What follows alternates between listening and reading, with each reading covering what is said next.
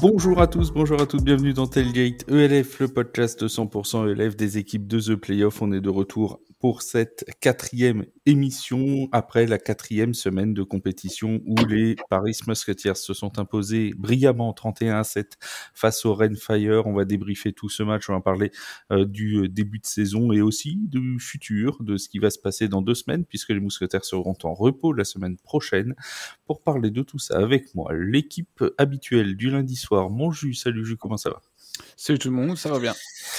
Mon Steven de la Red Company. Salut Steven, comment vas-tu? Salut à tous, ça va nickel, merci. Celui qui est parti à Duisbourg pour voir les Parisiens au plus proche de leur exploit, mon Wake. Salut Wake, comment tu vas? Eh ben écoute, très bien, très fatigué mais très bien.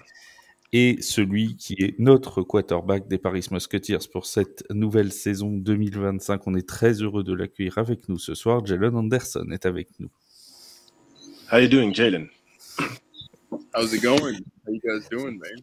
Good to see you guys. Happy. We are great, we are great. Nous, on va très très bien. Alors, vous êtes avec nous dans le chat comme d'habitude. Si vous avez des questions pour Jalen Anderson, n'hésitez pas à les poser. On sera là pour les relayer. Wake va faire comme d'habitude le Nelson Montfort de TPO. C'est son rôle. Hein. On lui a payé une accréditation juste pour qu'il fasse Nelson Montfort. Voilà, c'est son rôle. On va commencer par parler peut-être de l'arrivée de Jalen Anderson à Paris. Et la première question, ça va être tout simple. C'est celle qu'on a posée à Souleymane Karamoko la dernière fois, c'est comment il en est arrivé à choisir les Paris Musketeers. So Jalen, what get into the choice? What made you choose Paris over other teams? Yeah, man. That's a great question. I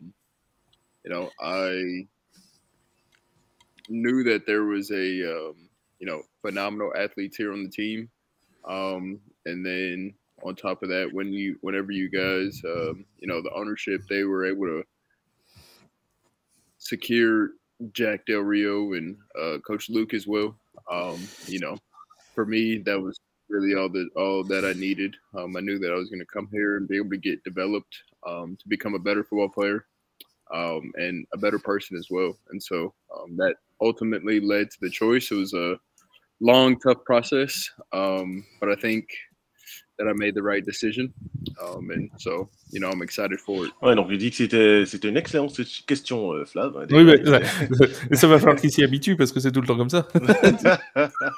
Mais en tout cas, il a dit que voilà, le fait que il savait qu'il y avait d'excellents athlètes à Paris et aussi que le fait d'avoir Jack Del Rio et coach Luke Del Rio aussi, c'était important pour lui déjà que ça l'aiderait à se développer en tant que quarterback et en tant que joueur de foot et aussi en tant que personne. Donc c'était important pour lui. C'est aussi rentré en compte dans son choix.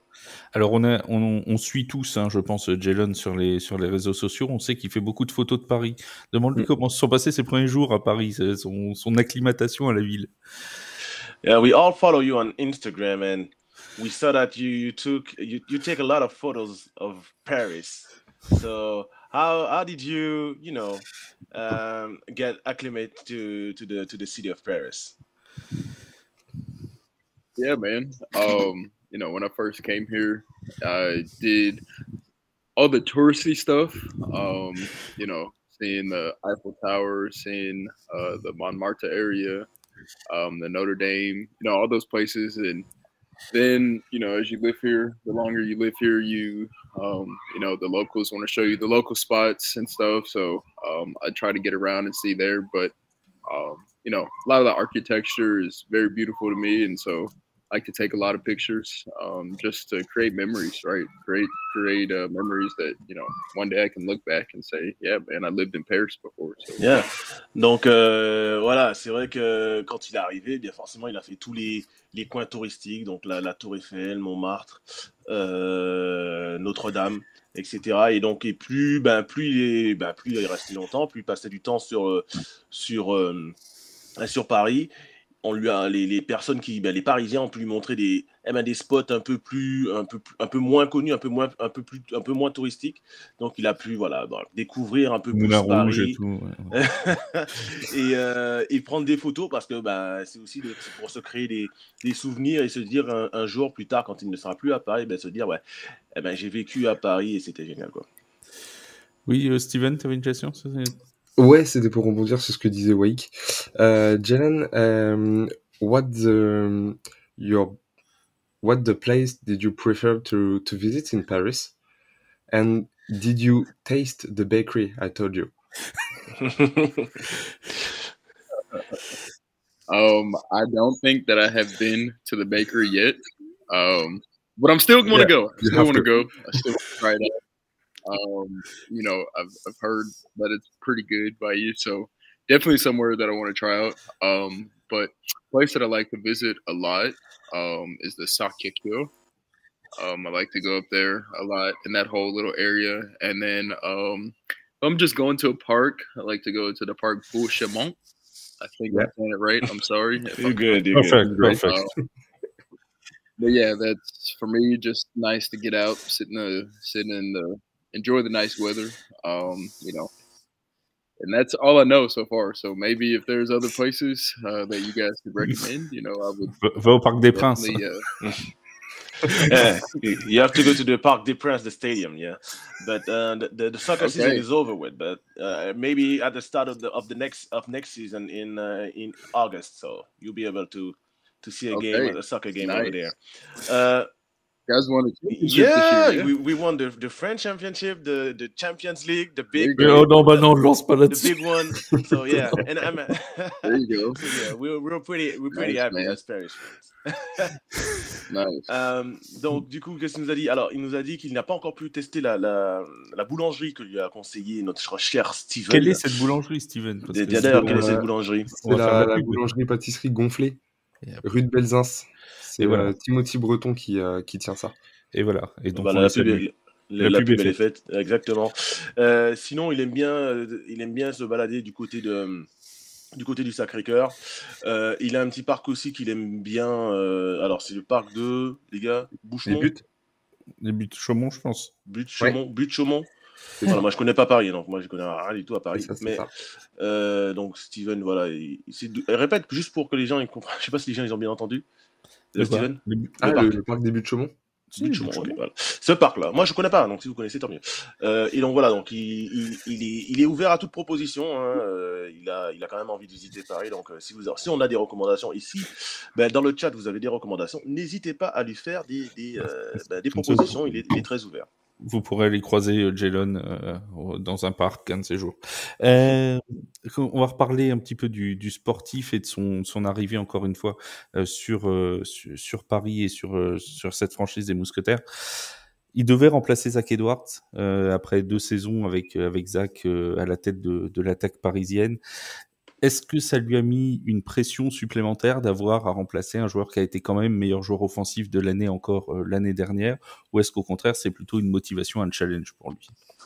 Alors, you had the challenge to replace so to speak Zach Edwards, who was offensive player of the year last year, who was a former MVP of the league, and who was with Paris for the last 2 seasons.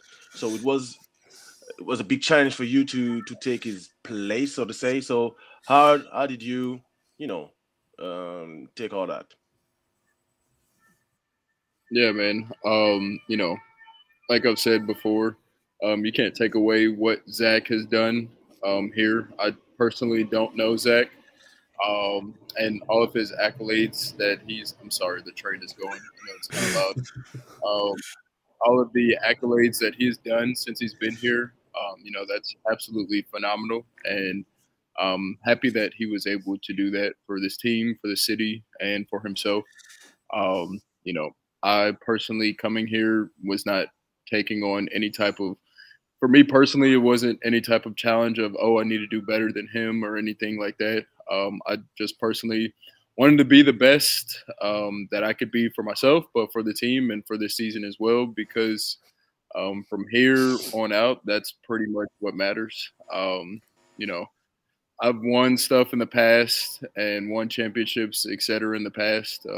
Today, that doesn't do anything for me in this season. So, I try to do the best that I can for the task that's at hand and leave the rest to for other people to speculate about and not get too deep into it. Alors donc en fait, il est conscient voilà que Zach Edwards a été important pour l'équipe de Paris, mais il ne le connaît pas personnellement. Visiblement, ils n'ont pas non plus échangé. Lui, il essaye de faire le boulot qui lui est demandé. Il n'essaie pas de regarder ce qui s'est fait dans le passé. Il ne se met pas de challenge. Il n'y a pas de challenge par rapport à ça. Il ne s'est pas dit je dois être meilleur que Zach Edwards. Non, non. Lui, ce qu'il a pour objectif, c'est de faire son boulot, ce qui lui est demandé sur le terrain par les coachs. Et voilà, le reste, c'est pour toutes les storylines voilà, de ce genre, c'est pas ce qui l'intéresse. C'est des trucs de journalo, ça. Ça, c'est des trucs de exact entre guillemets, ce sont des trucs de journalo très clairement. Et lui, par exemple, tu vois, il nous a dit qu'il a gagné des championnats, des titres précédemment, et que tout ce qu'il a fait dans le passé n'a aucune incidence sur ce qu'il fait aujourd'hui.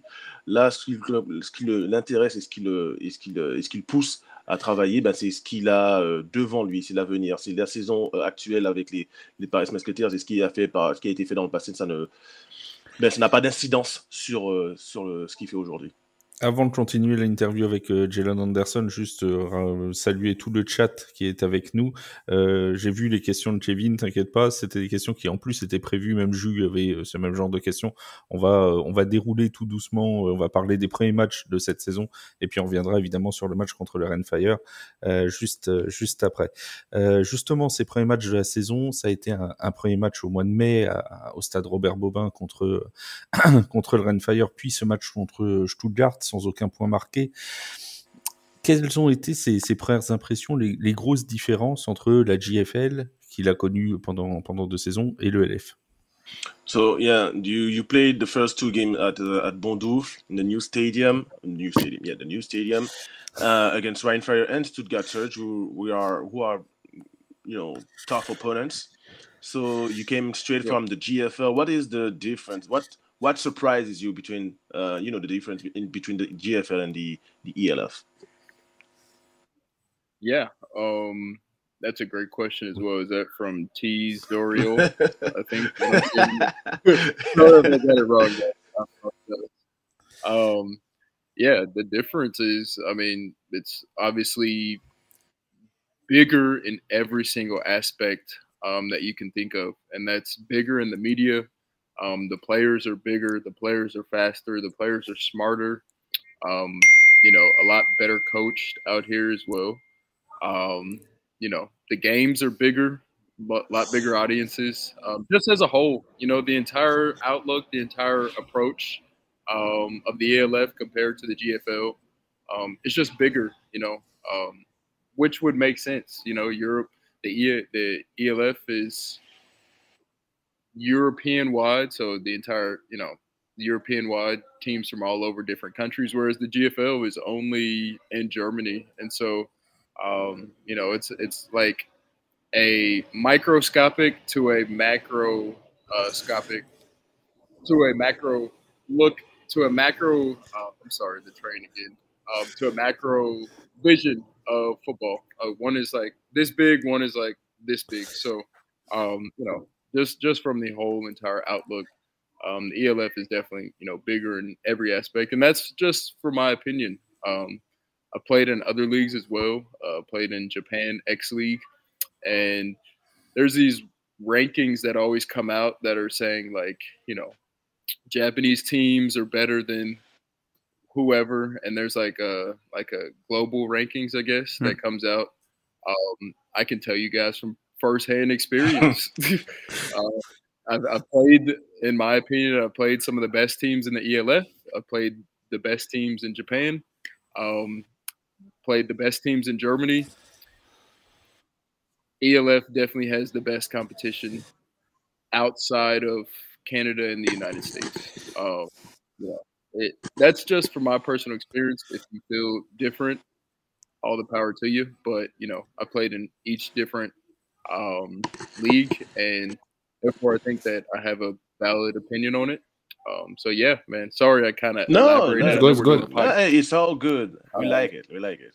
Yeah, man. Just trying to give you guys some good insight. good Yeah, insights. that's great. Nous buvons ces paroles. Yeah. So basically, du coup, ce qu'il a dit, c'est que en fait, ouais, en ELF, tout est plus, ils sont plus rapides, plus forts, plus puissants. Et en fait, juste le ELF est plus, par rapport à la GFL, c'est pas comparable.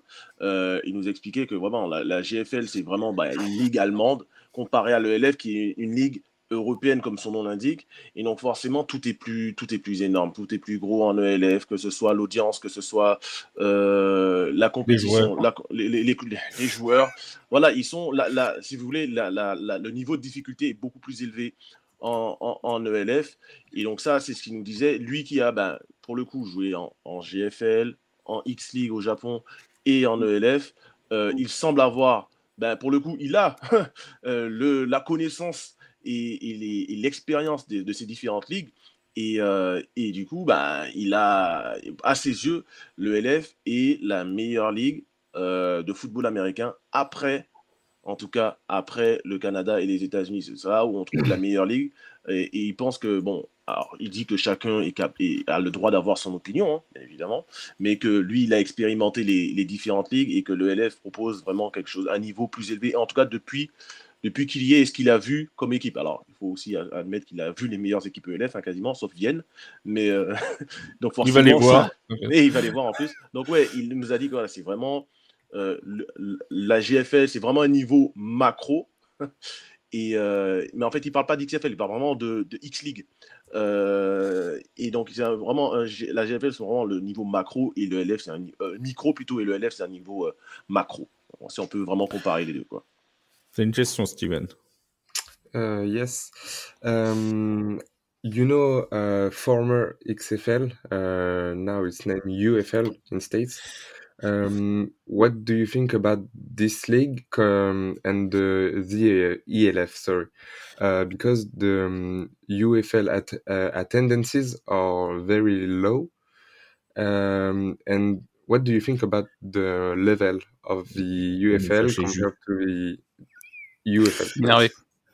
Je vais y arriver, ouais, je vais y arriver. So, what do I think of the level between ELF and the UFL? Great question as well. You know, I can't really speak on either. I can't speak on the UFL because, you know, that's somewhere that I have not played yet, and I'm aspiring to, you know, hopefully, you know, before my playing days are over, maybe play there. Who knows? But you know, from what I see on TV and from what I know, a lot of those guys have played in the NFL. A lot of those guys have grown up playing football. You know, from like for myself, I've played football since I was 5 years old. Whereas in Europe, you guys play a different sport growing up. It's not really your main sport. So it could only, you know, be assumed that those guys in that league are obviously more advanced and better in a sense of, you know, they've had more experience. A lot of those guys are bounced back from the NFL. And like I said, a lot of those guys grew up playing football from the age of 5 years old. So it can only be assumed that the talent there is better, but I've never played in the UFL before. I've played in America, obviously, played university there at the highest level. So I can't really put a valid opinion, but like I said, it can be assumed that the talent there is better just because of the economics of it. You know, grow up playing football, it's right. Same thing over here. Like it's assumed that Europeans have better soccer players than what we would have in America because why? This is the main sport over here. So a lot of guys, you know, grow up playing that here. So. Great question, and yeah, I appreciate that, man. Donc, il a remercié encore. Hein. Il dit que vous avez d'excellentes questions, les gars. Mais très bon. On n'est pas chez The Playoff pour rien. Écoute. Mais et donc, du coup, pour revenir à la question de Steven, c'est vraiment le comparatif entre l'UFL et le LF. Alors, pour lui, il n'a jamais joué en UFL, donc il ne peut pas vraiment parler du niveau de la ligue. Il peut juste penser que c'est une ligue avec qui a un meilleur niveau parce que du fait que c'est une ligue qui reçoit beaucoup d'anciens joueurs NFL qui ont été dans des practice squads ou qui ont même joué en NFL et qui n'ont plus le niveau, ou en tout cas qui n'ont plus les contacts pour jouer Beaucoup en NFL. d'anciens choix de draft NFL, quoi. Tout à fait, et des gens qui comme lui en fait ont joué, qui jouent au foot américain depuis qu'ils ont 5 ans. Donc forcément on va avoir tendance à penser qu'ils sont intrinsèquement meilleurs que les joueurs en Europe. Tout comme en Europe, on va forcément penser qu'on est meilleur au soccer qu'aux États-Unis, ce qui est vrai. Donc forcément, voilà, non mais c'est vrai, il faut appeler un chat un chat. Donc ils pensent que la ligue en UFL, en tout cas aux États-Unis, a plus de talent, est plus talentueuse et plus relevée que le LF.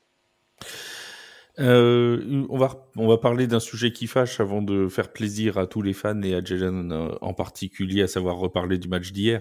Juste avant, le sujet qui fâche, c'est l'attaque pendant, on va dire, les 2 premiers matchs, 3/4 du début de saison jusqu'à ce fameux 4e quart-temps à Francfort qu'on va aborder après. Comment il explique que ça ne marchait pas, que les mousquetaires ne trouvaient pas de rythme, que parfois il était souvent mis sous pression, on lui a reproché de pas assez courir, on lui a reproché beaucoup de choses. Alors quand je dis on, c'est les fans en général pendant ces 3 premiers matchs. Comment il explique cette difficulté de mise en place? Est-ce que c'est juste un problème tout simplement, comme on l'a expliqué, de temps? Yeah, talking about the offense. The beginning of the season was rough. Let's just say that against Rheinfire, Stuttgart. The first 2 games were not very good on offense. Most of the game against Frankfurt was not very good on offense, but the fourth quarter was excellent. So how do you explain the slow start? Because people were saying, oh, the offense is not good. The offensive line, Jalen is under pressure. He doesn't run enough. And so fans were like complaining about the offense. Ils complainent tout le temps, les fans, de toute façon. But that's what they do. They complain all the time. So that's what fans do. But you know that. You have experience now. So Yeah. How do you explain the slow start on offense? Yeah, man. First off, I want to give my sincerest thanks to all the fans. Those guys, they show up every single game and they're so awesome. For me personally, whenever I look up at the stand, whenever I see the red company, I'm walking into the stadium and they're playing the theme song. C'est this guy. Yeah. Hey, I love that. I love it so much. That gets me going, man. I truly, truly appreciate that. Appreciate it. Thanks. No, man. The thing, and I was talking to you about this also the other day, Wake. The thing that people have to realize is that, number one, it's our first year playing together as a team. Yes, there's been multiple years of the Paris Musketeers, but there's new faces here. Completely new coaching staff. The entire offensive line, I believe this is their first year. A lot of those guys being starters for this team. Then you bring in a new quarterback who's playing in a completely different league. It's not the same league that he was playing in Germany. And I'm talking about myself. And, with what comes with all of these key points that I'm bringing up is, you have to crawl before you walk. And that's a saying that we say in America, meaning, you can't just start the race, start sprinting when you have all of these new intricate details that are coming into play. It's a long season and it's very, very, very, very non-realistic to hit a home run park on game 1. And we're not going to win the championship either on game 1. We're not going to win the championship on game 2. It's a long season and the growth is what is most important. Continuing to get better each and every single week. That's been our goal since we first got here, since we had our very first team meeting, is to not worry about the outside noise. And one thing that I try to encourage to the fans and whoever it is that feels indifferent or has a certain type of way, it's different if we're doing this whenever the playoffs come. What our goal is to try to get better every single week And from my perspective, when you look back at the first game to the last game that we played to game 4 that we just played, you know, in my eyes, I see that we have had continued growth every single week. Yeah, some weeks aren't as good.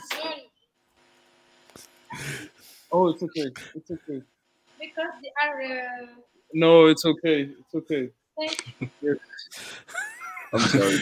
No, you're good. No problem. That's great. That's great. That's great.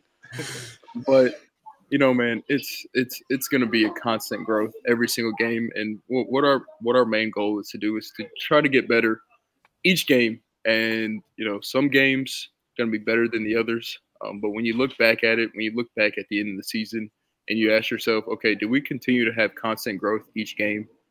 That's what's most important. If we are at championship level right now, if we're playing, personally, this is my opinion, if we're playing at championship level on game 1, 2, and 3, that is a red flag for me. That's something like no team is just coming out hot on fire right out the gates. Even when I was in Potsdam, we went 15-0, won every single game. We didn't start out the season being just elite and dominant. It was a constant growth every single game. And the same thing whenever I played at Boise State. It was we won the championship there, went undefeated as well. We didn't start every single game being just elite and being unexpectedly just phenomenal, right?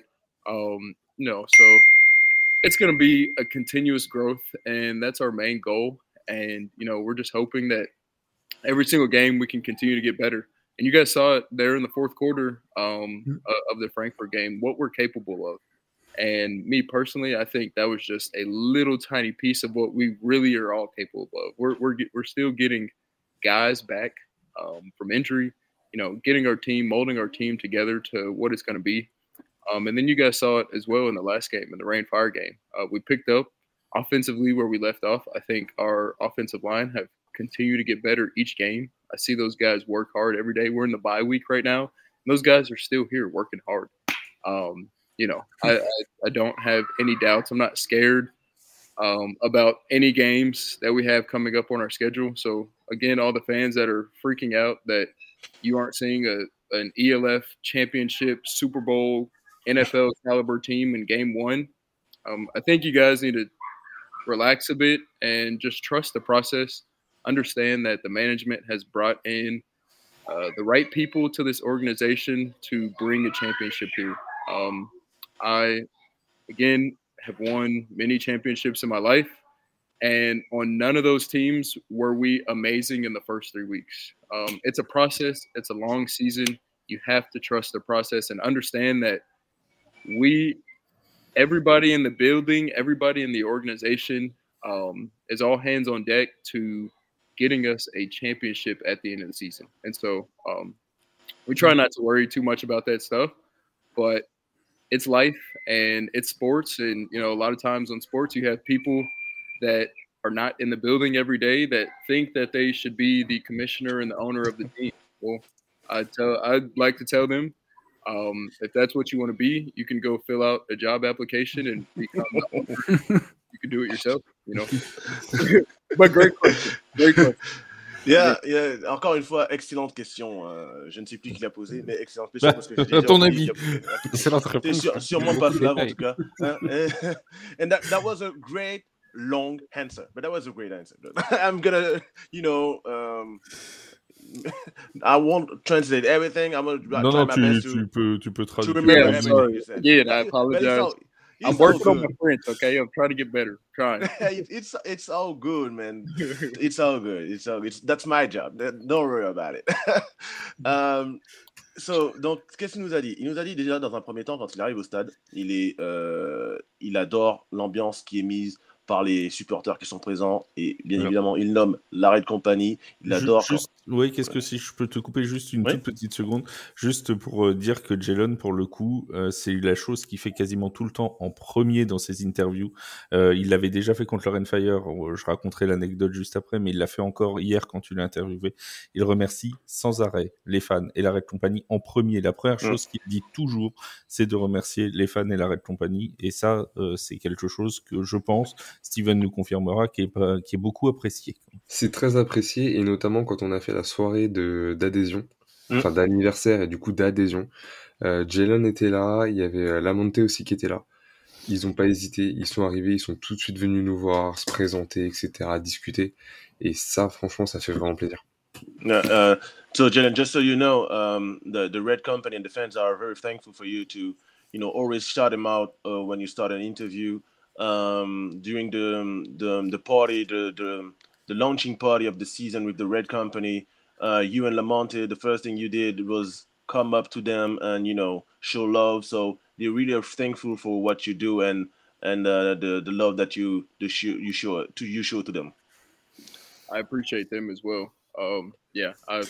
They're phenomenal, and their support for us as an entire organization is something that we really take to heart. We really, really do appreciate that. Like I said, whenever I see them walking into the stadium, I'm down there like, oh yeah.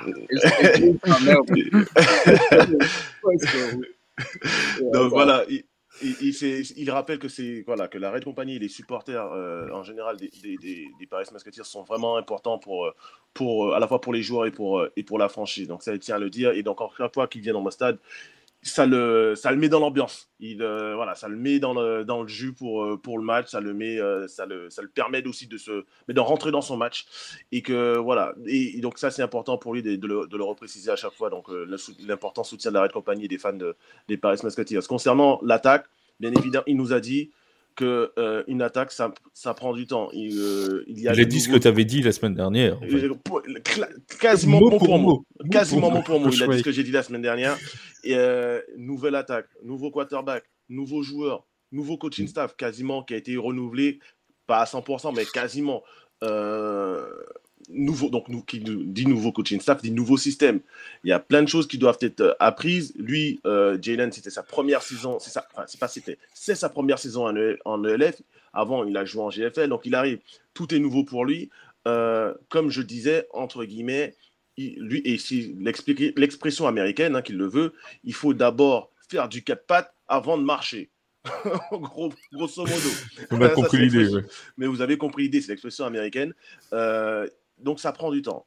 C'est ce qu'ils se sont dit lors du premier team meeting qu'ils ont eu un peu plus tôt dans la saison, pendant l'intersaison. Du coup, il faut être meilleur chaque semaine. L'important, c'est pas tellement, et il le dit d'ailleurs, si une attaque et une équipe est ultra performante lors des 3 premières semaines, c'est limite un red flag pour lui. C'est pas normal. C'est parce que ce qui est vraiment important tout au long d'une saison, et lui qui a remporté les titres, il explique encore que c'est un joueur d'expérience, il a remporté les titres dans plusieurs divisions. Quand il était à Boise State, il a remporté les bowl games. Quand il a été en GFL, il a remporté le championnat. 2 fois. 2 fois. Donc, et pourtant, il a été invaincu en GFL. Il a eu un record de 15 victoires pour 0 défaite. Il a été invaincu, mais ce n'est pas pour autant que son équipe était du niveau championship dès la première semaine. Dès la week 1. Donc non, le but c'est et ce qui est important, et là sur ceux qui mettent vraiment l'emphase, c'est la progression. Chaque semaine après semaine, c'est de progresser, d'être meilleur que la semaine précédente. Alors bien évidemment, dans une saison, il peut y avoir des jours sans, des matchs sans, des couacs. Mais le but c'est de se dire à la fin de la saison, est-ce que mon équipe est-ce qu'on a été en tant qu'équipe meilleur qu'en début de saison? C'est vraiment ça qui est important. C'est cette progression qu'il y a de semaine en semaine, de devenir meilleur. Et c'est ce sur quoi il travaille en tant que joueur. Et après, il comprend que bien évidemment, les fans peuvent être parfois impatients. Mais il faut prendre son mal en patience. Encore une fois, Rome, c'est pas fait en un jour.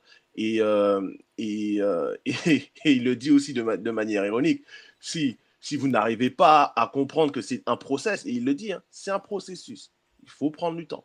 Si vous n'arrivez pas et que vous n'arrivez pas à être patient et que vous pensez avoir la science infuse sur le foot américain et comment former une franchise et former une équipe qui va gagner le championnat, vous pouvez aussi tout à fait postuler. Hein, c'est aussi il y a On des peut postes vous donner qui sont l'adresse du siège des Paris Musketeers On peut et vous même donner- du patron qu'on connaît assez Exactement. bien.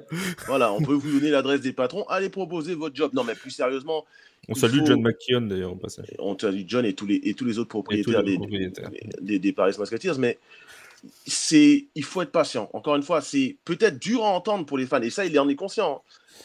Mais il faut encore une fois faire confiance au processus. L'équipe, elle travaille bien. Les mecs de ligne offensive, il y en a pour certains qui n'étaient pas titulaires l'an dernier, qui doivent réapprendre. Et il le dit, la ligne offensive, elle a énormément progressé depuis la première semaine. Ils doivent réapprendre pas mal de choses, réapprendre à jouer ensemble. Et tout ça, ça ne se fait pas en une semaine de match. C'est quelque chose qui va se faire sur plusieurs semaines. Et on va voir petit à petit la progression de cette équipe. On va revenir sur le déclic de Francfort et sur le match de Fire juste après, mais il y a une question de Stéphane dans le chat qui demande est-ce qu'il a une routine de pré-game et si oui, laquelle? Do you have a pre-game routine? And if yes, which one is it? Depends on how pre-game we're talking. Okay. Quelle est la journée de Jalen avec Jalen Anderson? From the moment you wake up, what is your routine going to the game day, like game day routine? Okay. Well, yeah. I mean, shoot. It actually starts before I go to bed. Typically call my parents and we just chat for a little bit. And then I like to always watch a movie the night before, and I always like to eat some pasta. Whenever I was in high school, they would tell us that eating pasta the night before a big game is really good because the carbs break down while you're playing in the game. So I try to eat some type of pasta. And then we get to game day. I wake up. I'm a pretty goofy person, so a lot of times when it's game day, I just like shoot out of bed. I'm like, oh yeah, it's game day, baby. And then obviously get ready for the day. And then I try not to put too much pressure or anything on myself. I remember the reason why I play the game. I try to just have fun, and then have my music in. Actually, this game was the first time this season I've been able to listen to my headphones because I left mine in America, sadly. So I had to get some more. Yeah. Talk about that's too bad. 12-hour flight from America, raw dog headphones, just like not fun at all.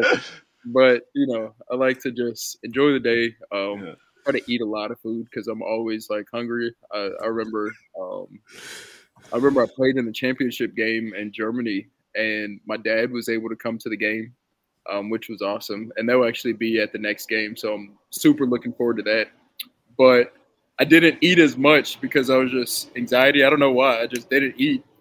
And I remember telling my dad at halftime, or no, it was like second quarter. I remember telling my dad, I was like, Dad, go get me a hot dog, please. I'm hungry. What game? What game was that? Championship game in Germany. Yeah, okay. Last year. Yep, last year he was able to come. And I'm like looking up, like, man, I need a hot dog. I'm hungry. So go and chow down the hot dog, go in the field, go play. But yeah, they'll be at the next game, so I'm excited for that. But yeah, man, I mean, I try to eat a lot of food before the game. Like I said, I don't want to be overthought or anything. Pretty normal, pretty relaxed, pretty chilled. I will say though, our locker rooms before the game get pretty live because I don't know if you guys heard French rap like I've heard French rap. Yeah, I do. Conducted to, but it's awesome. It gets the guys going. And then I have some pregame stuff that I do to get loosened up. Whenever I was in college, we had something called EDDs, which stands for everyday drills. And so I try to do those to get loosened up before the game. And yeah, man, I just try to get in the zone. And then this might be TMI, but I use the restroom before I get all my pads on. So because once everything's on, you're in there. Yeah. tape my ankles, tape my cleats up, and once you're on there, you're in there. So get strapped up, and then get ready to go play the game. Ouais, donc en fait, sa routine elle commence la veille au soir. Il aime bien manger des pâtes. Alors c'est un truc qu'il a depuis qu'il fait en high school. On lui a conseillé de faire parce qu'en fait, quand tu manges des pâtes la veille au soir, si tu veux, les glucides se digèrent pendant le match et donc du coup toute l'énergie que tu reçois des pâtes que tu as mangées, tu la reçois pendant le match. You know what I'm saying? Hey, moi j'ai plusieurs cordes à mon arc. You know? Faut pas oublier qu'il est prof quand même. Ouais, mais pas prof d'SVT. Ouais, mais bon. Et donc du coup voilà, il aime bien aussi regarder un film la veille au soir.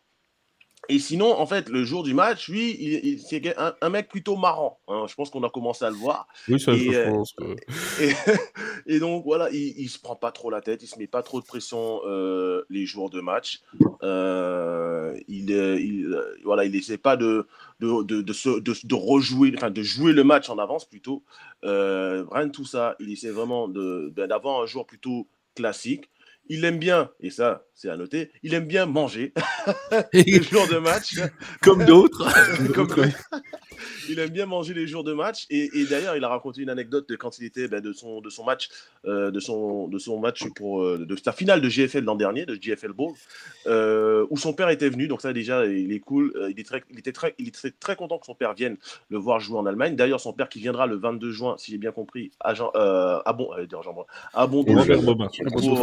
Robert Bobin pour le voir jouer pour la première fois en France. Donc ça c'est quelque chose qu'il a hâte de voir et de faire.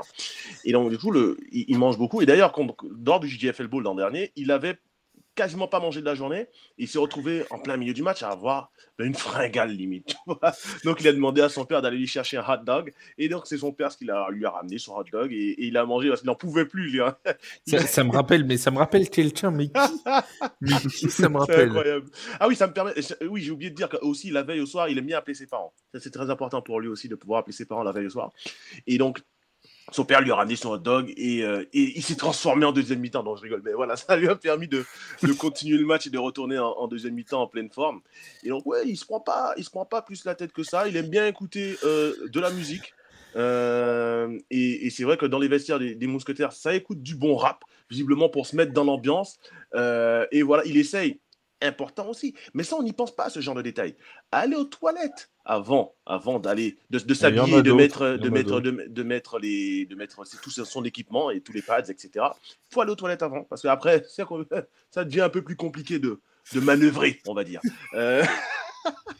Donc voilà, et après une fois qu'il est dans le stade, sur le terrain, une fois qu'il est habillé, il rentre dans sa bulle et il fait ce qu'on appelle ce qu'ils appelaient quand il était au lycée des everyday drills, donc des petits exercices du quotidien, tout bêtement pour se mettre en condition pour le match, tout bêtement. Il fait des choses qu'il fait d'habitude, des exercices qu'il fait tous les jours à l'entraînement, et donc ça il les répète, pour se remettre dans les bonnes conditions de match, tout simplement.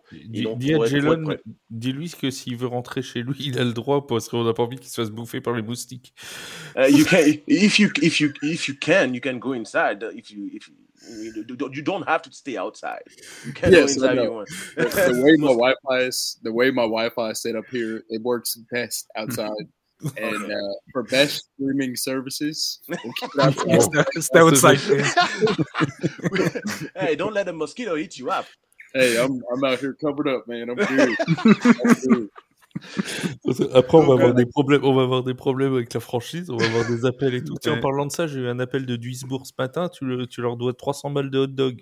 Ouais, d'accord. Ouais. Surtout que j'ai pris des saucisses au curry, j'ai pris des currywurst là-bas, c'est excellent. Oh là là, Bref, de toute façon, je prépare une petite vidéo pour récapituler un peu ma journée de là-bas, donc vous inquiétez pas. Mais il nous a dit que en fait, sa Wi-Fi elle fonctionne mieux dehors qu'à l'intérieur, donc c'est pour ça. Et de toute façon, il n'a pas peur des moustiques, il est couvert, donc tout va bien. Bon, bah c'est très bien. Qu'est-ce que je... Oui, on va quand même reparler de ce match contre le Rennes-Fire et de ce quatrième quart-temps contre Francfort. Il y a vraiment eu un déclic. Je vais afficher d'ailleurs en bas pour ceux qui sont en live avec nous les statistiques de Jalen Anderson hier lors du match contre le Rennes-Fire. 11 sur 22 à la passe, 103 yards, 4 touchdowns, aucune interception, 14 courses et 50 yards.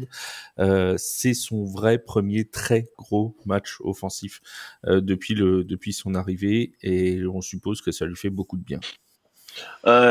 Last game, we're going to talk about the game of yesterday's game. Yep. You had really your coming out party. Let's say that you have a pretty solid game, a great game against Ryan Fire. So répète la fin de ta question, Flav. Je disais que ça devait lui faire du bien de retrouver de la confiance et de gagner aussi aisément contre Ryan Fire. Well, yeah. So it's gotta be a confidence boost for you to put such a performance against Ryan Fire. Yeah, I mean, you know, it's not just me. It was an entire, entire team out there that was out there, and an entire coaching staff that all put the right things together for us to win against Ryan Fire. Defense, they played a phenomenal game, only holding them to 7 points. What more can you ask for? Special teams, we were able to execute whenever we needed. I think we missed one field goal there at the end, but for the most part, we were able to execute. And then offensively, we were able to execute as well. The coaches, they all did a phenomenal job, and it's just a testament to, we're continuing to get better each week. And that's coaches included. Coaches are continuing to get better each week. A lot of people have to remember as well. Yes, they've coached in America, but they've never coached in Europe before. Same game, but two different styles, I would say. Two different environments coaching in. So, we're all just going to continue to get better each game and continue to just, take it game by game, day by day to have growth on this team to be where we want to ultimately be at the end of the season. So, hats off to everybody. It wasn't a one-man show. Football, unfortunately, /fortunately, you play with 11 players on the field at a time and not just one person. So, everybody did a great job. And then, again, I'm going to shout out to the fans coming all the way to Duisburg. That's really like a 12th player for us. So that was awesome as well. It was an entire organization, including the fans, effort to win that game. So. Yeah, donc il nous dit que il n'était pas tout seul hier sur le terrain. C'est vraiment un travail d'une équipe, c'est un collectif qui a été performant en attaque, la ligne offensive et tout le monde en attaque, toute l'attaque de manière générale, mais aussi la défense qui a été excellente en équipe spéciale aussi, en unité spéciale. Ils ont été très bons, ils ont manqué juste le kick le dernier kick en toute fin de match, mais sinon ils ont été très bons. Les coachs aussi, il le tient de le souligner, ont été très bons. Ils s'améliorent, ils sont meilleurs de jour en jour, tout comme l'équipe. Mais quand il parle des coachs, il dit oui, bien évidemment qu'ils ont coaché aux États-Unis, coaché en NFL, mais ils n'ont jamais coaché en Europe. Donc il y a aussi une phase d'adaptation pour eux et d'acclimatation pour eux. C'est le même jeu, c'est le même sport, mais c'est pas la même façon de le jouer et de le pratiquer. Donc il y a cette adaptation qui a lieu et tout le monde est meilleur et c'est ce qui est important, c'est que c'était pas un one man show, c'était un travail collectif et une performance collective qui a été excellente hier au Ryan Fire. Et quand il parle de l'équipe, une performance et de la performance collective, il parle aussi des fans qui se sont déplacés à Duisbourg et de la Red Company qui est de la presse. Mais je pense pas qu'il parlait de moi. Il parlait surtout de la Red Company qui était. Alors, ils étaient pas nombreux. Ils étaient une dizaine. Alors, je vais m'inclure dedans, mais on était une dizaine. Alors, dans le stade, moi, j'étais de mon côté et du leur. Mais c'est vraiment important pour eux. C'est comme un 12e homme. Ça leur donne une énergie en plus. Et tout ça, et toute cette performance, en tout cas, qui a été très bonne contre le Raphaël, est le fruit vraiment d'un collectif et d'une union d'union autour de cette équipe. En parlant des très bonnes performances, on va souligner notamment celle de Nicolas Candard, 15 courses, 106 yards hier contre le Rennes Fire. Et évidemment aussi, et c'est là ma prochaine question, celle d'Hugo Tekedam. 5 réceptions, 61 yards, 2 touchdowns pour Hugo Tekedam. On a l'impression vraiment que depuis le début de la saison, c'est le gars sûr de Jalen Anderson. Yeah, Nicolas Kenda had a great game yesterday. He had like 106 yards rushing. Hugo Tekedam 61 yards receiving, 2 touchdowns. So he's your favorite target. Can you talk about that connection? Oh yeah, Hugo is awesome, and as I'm saying in the comments, Hugo Tekedam, yeah, he's really good. That guy, he shows up every day and works hard. He's a really good player, and we try to find ways to get him the ball because whenever the ball is in his hands, he's always able to make something exciting with it. And that what team does not want that, right? Takes care of the ball as well. Former quarterback. But just a phenomenal player, but also a phenomenal person off the field. I mean, he's awesome. Can't say enough about Hugo. Nick as well. He's an awesome guy, and he's able to create plays for us. And so, I wouldn't say that I have a favorite or not favorite receiver. I just do what I'm coached to do, and the players are out there and they make plays. So, he's been able to create a name for himself, and I'm so happy for him. And, I hope that he continues to do that. It continues to help us have a great season. Ouais, donc Hugo, c'est vraiment un excellent joueur. Quand on a un joueur comme ça, c'est facile pour un quarterback. Il y a des jeux qui sont désignés pour lui. Alors c'est pas forcément, il dit qu'il n'a pas forcément de receveur préféré. Il fait avec ce qu'on lui demande de faire, voilà, concrètement. Et c'est vrai que Hugo, c'est un ancien quarterback, c'est un joueur qui, quand il a le ballon dans les mains, il est explosif, il protège aussi le ballon, il est capable de faire des big plays. Donc son job, c'est de trouver les façons de lui donner le ballon. Et c'est vrai que qui n'aimerait pas avoir une arme offensive comme Hugo, qui est un mec qui le dit, c'est un excellent joueur de football américain, mais c'est aussi un excellent type en dehors du terrain. Et donc, c'est vraiment agréable de l'avoir dans son équipe, tout comme Nicolas Candard, qui est aussi, comme il le dit, un très bon joueur. En parlant de Nicolas, on a vu cette excellente course qu'il a fait. Alors, j'ai plus exactement le yardage, voilà, plus de 50 yards, une excellente course. Et on voit sur cette action Jalen Anderson qui suit la course de Nicolas Candard et qui va même aller bloquer un défenseur allemand pour aider Nicolas à continuer de progresser. Est-ce que je parle de l'action, c'est pas l'action où on voit les fesses de Jalen que tout le monde a vu sur la toile, on n'en est pas là. C'est une autre action où il s'est mis plus en valeur. Est-ce que c'est quelque chose que lui aime faire, comme ça, accompagner les joueurs pour bloquer, pour aider à gagner des yards? Yeah, we saw that big play, that big run from Nicolas Candard, that 50-yarder that he had. 57 yards. Yeah, in the first half, second quarter, I think. Second quarter. First quarter.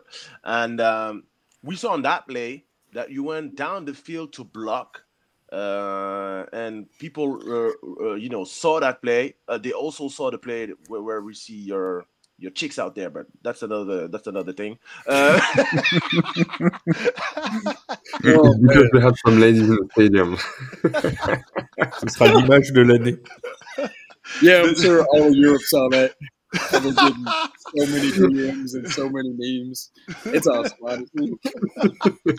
Il a dit que de toute façon, il est sûr que toute l'Europe l'a vu, mais après, ça le fait marrer. Il y aura sûrement des mèmes qui vont être faits de cette image, mais de son postérieur en plein stade. Mais talk about. Do you like to go downfield to block for your running backs? Is that something that you like to do? Whenever sorry, give me 1 second, guys. Non, pas de problème. So whenever I made my initial announcement that I was coming here, I believe I said a quote that said that, you know, I play quarterback, but at the end of the day, I am a football player. I do whatever it takes to win.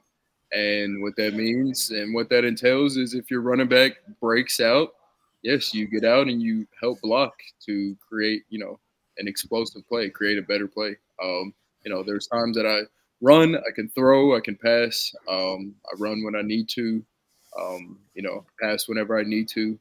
But at the end of the day, you know, I am a football player, and that entails doing whatever I need to do to execute whatever play or assignment is coming. So, yeah, it was fun. It was fun to get out there and help block, and yeah, no, it was awesome.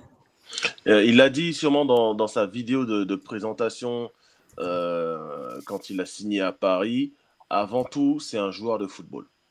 Et donc, ça, ce que ça signifie être un joueur de football, c'est-à-dire s'il faut aller bloquer pour son running back pour que le jeu gagne plus de terrain, prenne plus de yards, ben il a aucun problème à le faire.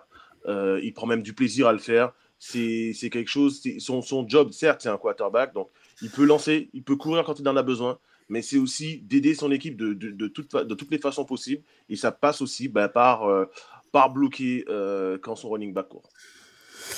Très bien. Il y a une question très rapidement de Stéphane qui demande combien de temps de vidéo à peu près il passe par semaine. How much tape do you watch a week? How long do you take, you know, how many hours do you watch tape during the week? Yeah, that's a great question as well. I spend a lot of time with our offensive coaches in the office watching a lot of film, but a lot of the film watching gets done at home. Can't tell you the exact number of hours a week, but I can tell you it's somewhere within the 10 to 12 range. I don't know. I watch a lot of film. I like to make sure that I understand every single look I'm going to get, but the answers to each look as well. And you could see the growth that feel like I've made from game 1 to game 4 playing the same exact team. And it pretty much gave us a lot of the same looks that we saw in the first game. And that first touchdown that we threw was a look that we knew that we were going to get in that area of the field. And so the first game didn't have as much experience, so it was more so just playing football. Whereas this game, okay, I knew what I was going to get to. I knew what I was coached to check to, and so I made a check at the line and threw a touchdown to Hugo. And so, you know, I think film is very important to watch, and I think, you know, especially if you're a quarterback, it's one of the most important things. You know, a lot of guys, if you're not a quarterback, you're going out there and you're playing football, whereas, you know, being a quarterback is more so taking a test. So, you know, why would I mean, what I try to do is prepare myself for the test as much as possible. That way, whenever I go out on the field, I have all the answers.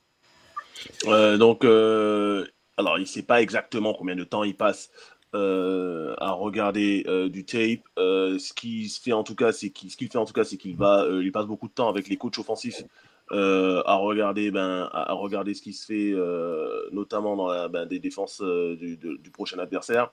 Et il regarde beaucoup de tape chez lui.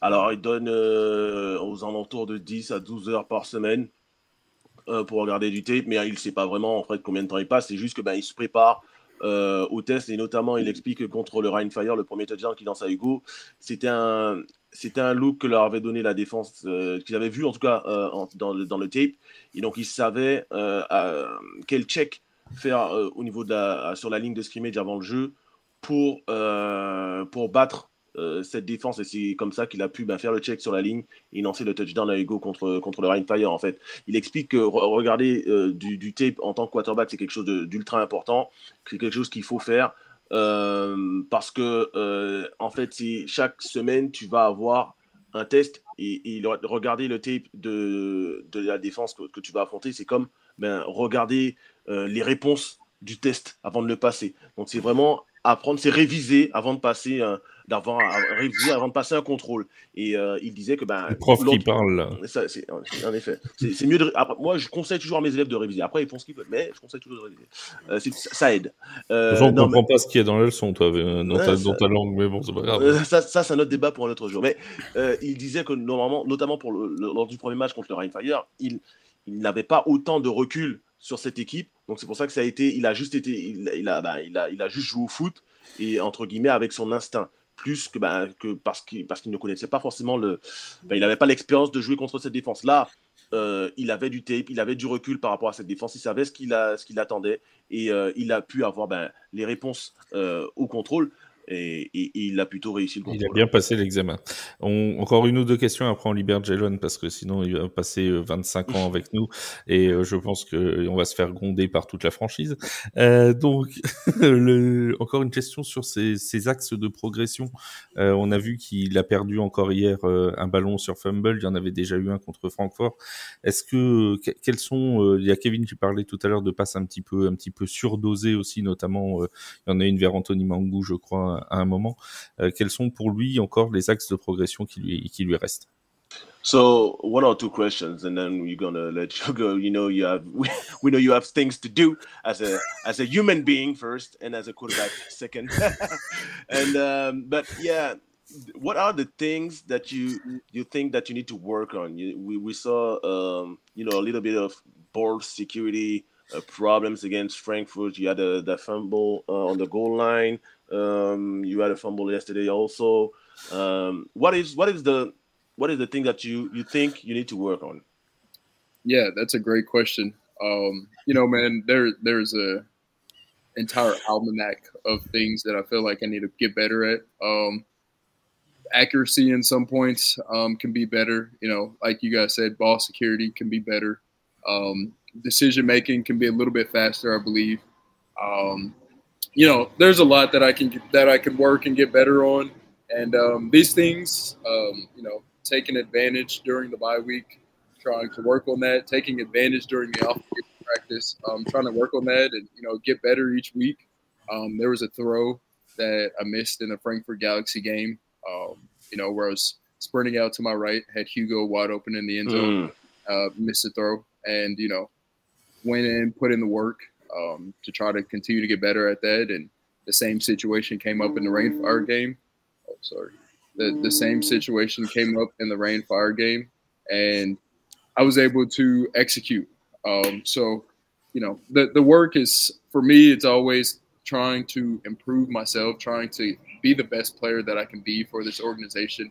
I just have a lot that I need to work on and that I have worked on in the off season. And, I'm going to continue to work and get better at those things. Donc, il nous dit qu'il a un almanach, je ne connaissais pas cette expression, un almanach de choses à travailler. Aussi, apprends des mots avec Jalen, un mot par jour avec Jalen. C'est clair, non mais il y a des expressions sympathiques en anglais quand même. Donc en fait, il a pléthore de choses à travailler selon lui.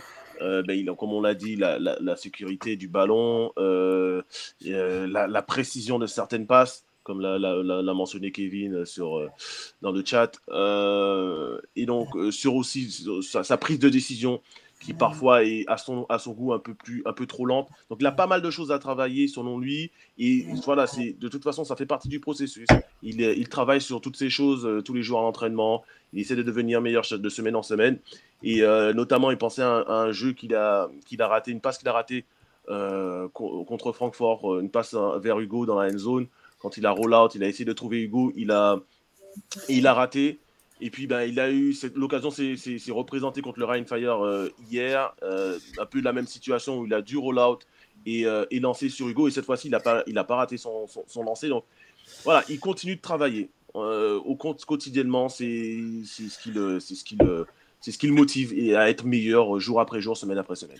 Alors, je vais avoir une dernière question, mais juste avant, j'espère que pendant cette heure qu'on a passé avec Jalen Anderson, vous avez pu découvrir un petit peu le niveau de sympathie qui se cache derrière le quarterback des Paris Musketeers, parce que c'est vraiment un garçon extrêmement sympathique, pour le coup, qui est vraiment pas dans la prise de tête. Et Wake était avec moi lors du premier match contre le Rainfire, tu te souviens? On était sur la pelouse après le match, Jalen était sorti, il était plus équipé du tout, il était en tenue de ville, avec son sandwich et tout, et il est venu nous voir en proposant de faire l'interview, en nous disant si vous voulez faire une interview on peut le faire, ce qui est quand même très très rare, parce que au début nous on lui a dit non on veut pas te déranger, il a insisté pour qu'on puisse poser des questions, donc vraiment c'est un garçon extrêmement sympathique et nous le prouve encore une fois ce soir. Yeah, Flav just said that you're very nice guy, and he hopes that people in the chat and fans can see your this side of you also, not just only the football player, that the great football player that you are, but also the nice person that you are off the field. Like he remembers the first game against Rhein-Fire when he and I were waiting after the game, and you came up to us for the interview. You were like, "Hey, we can do it if you want." Now you were eating your sandwich after the game, so and it didn't bother you that to do the interview. You were more than willing to do the interview, and you really appreciate that. You know that you're just such a nice guy. Yes, sir. I was raised to treat people with respect, and me personally, I treat people with respect and give respect where respect is due. I appreciate you guys and taking your time. For me, that's what means the most. You guys are taking your time to do this for the Musketeers, for the organization. You guys, this is your, I don't know if this is your career field or not, but the fact that you guys at least take the time means the world to me. And if I can voice that to you guys anytime, I will for sure never hesitate to let you guys know. A lot of this stuff, a lot of the growth of the entire league, but the entire organization is built on the shoulders of what you guys are able to put out. You guys are the media, right? So you guys put it out and people read the media. So for me personally, I do appreciate you guys as well. And anytime you guys, want an interview, good or bad, I'm a professional, and so I do everything I can to keep it professional. And I appreciate you guys, and yeah, man, thank you so much. Ouais, donc il a été élevé comme ça. Ses parents lui a appris à respecter, à traiter les gens avec respect et à être respectueux. Et donc c'est pour ça qu'il le fait envers nous, et il dit que c'est important ce que nous on fait, d'être le relais aussi avec les fans. Et donc il est important pour lui de pouvoir nous accorder du temps. Ça fait partie de son boulot en tant que joueur professionnel. C'est pas juste d'être sur le terrain et de lancer des ballons et d'essayer de gagner des matchs. C'est aussi, quand il y a un bon ou un mauvais match, venir être disponible pour les médias et pour les fans. Et donc c'est important pour lui de le faire. Et il apprécie le travail qu'on fait. Il sait que en tant que le boulot d'un média, alors surtout toi Flav qui est vraiment le journaliste entre nous tous. Nous, on est vraiment, c'est entre Steven, on m'avait pas prévenu. Steven Ju et moi, on est vraiment plus des gens qui, nous sommes des amateurs, voilà, par rapport à toi, Flav. Voilà, on essaie de faire notre Moi, je suis un reporter. Voilà, on essaie de faire en fait, c'est pas notre métier principal, bien évidemment, on fait ça à côté. Et donc, c'est pour ça que vous êtes sympathique. Non, mais en tout cas, peu importe, pour lui, il est important en tout cas de nous montrer du respect, et que ce qu'on fait, c'est important aussi pour la ligue et pour le sport en général. Donc c'est pour ça que pour lui, il est important de venir nous voir et de discuter avec nous. Et quoi qu'il arrive, il aura toujours du temps pour les interviews, et il ne va jamais nous en refuser une après un match. Eh ben, ça tombe bien, on va lui reprendre encore 5 minutes. J'ai une question. Yeah, I have 2 questions. What is it like to work with an head coach like Jack Del Rio? What kind of knowledge did you learn and you're gonna learn this year with an head coach that have a huge NFL experience? And the second question is, what kind of playbook is an ELF playbook? Is it more NFL playing style or college football playing style? Oh, that's a great question as well, and probably one that other people have as well. I'm glad that you asked. Playing with a NFL head coach or with a coach with NFL head coaching experience, in my experience, is night and day. And if you really pay attention to the games and see how well the defense is doing, he's a defensive-minded coach, offense as well. If you really pay attention to the games, I'm telling my parents after each game, like, wow, we just outcoached the shit out of this team. Like, I'll take Stuttgart Surge, for example. They were scoring, I don't know how many, 38 points a game. And, being in the stands, you only see what happens on the field. But when you really understand football, anybody could be able to pick out and see, like, okay, we just outcoached the shit out of this team. Like, they have been so good in Europe. They've been really good in Europe and been done well. But the scheme that we put together to only allow them to 6 points, that is called getting outcoached. The way how we were able to turn it on Rain Fire in this second viewing of playing them, yes, we were on the field playing the game, but we outcoached the shit out of them again. Like, we had a game plan the first game, and we were able to adjust in the second game and just go out there and completely put on a show for the fans. Again, that's why I have so much confidence in the puzzle pieces that we have within this organization and on the team, because, we have the smartest coaches in all of Europe. No matter what team that we play, we're going to be good. We're going to be put in great situations, and so, whenever you have that, it is a blanket of confidence, especially for me being the quarterback. And then your second question, if you can remind me of that. It's about the playbook. It's if you can explain what an ELF or maybe like a GFL playbook is. What kind of football playbook is in Europe? Is it maybe more college football style or NFL style? I think it all varies depending on who the coach is.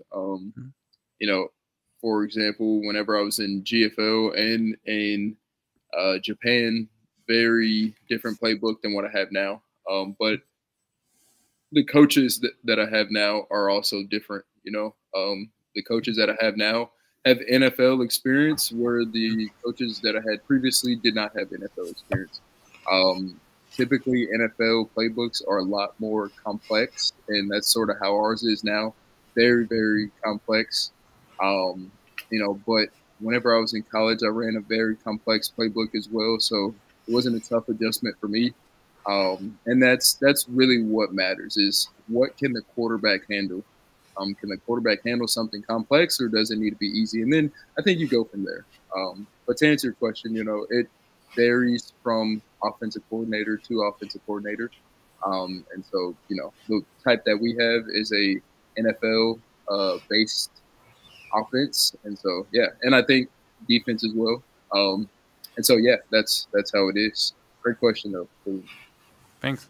Je vais traduire mes questions et mes réponses. Donc, je posais deux questions. C'était qu'est-ce que ça fait de travailler et puis de jouer avec pour un head coach NFL comme Jack Del Rio, et qu'est-ce qu'il pensait du playbook. Est-ce que un playbook ELF ça ressemble plus à un playbook NFL ou un playbook college football?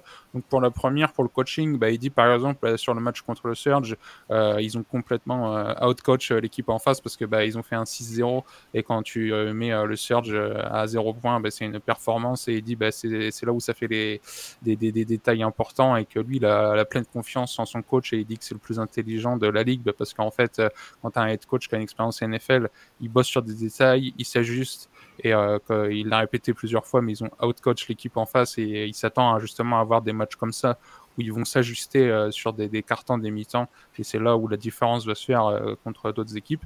Et donc, d'où ma deuxième question qui était un peu liée sur le playbook.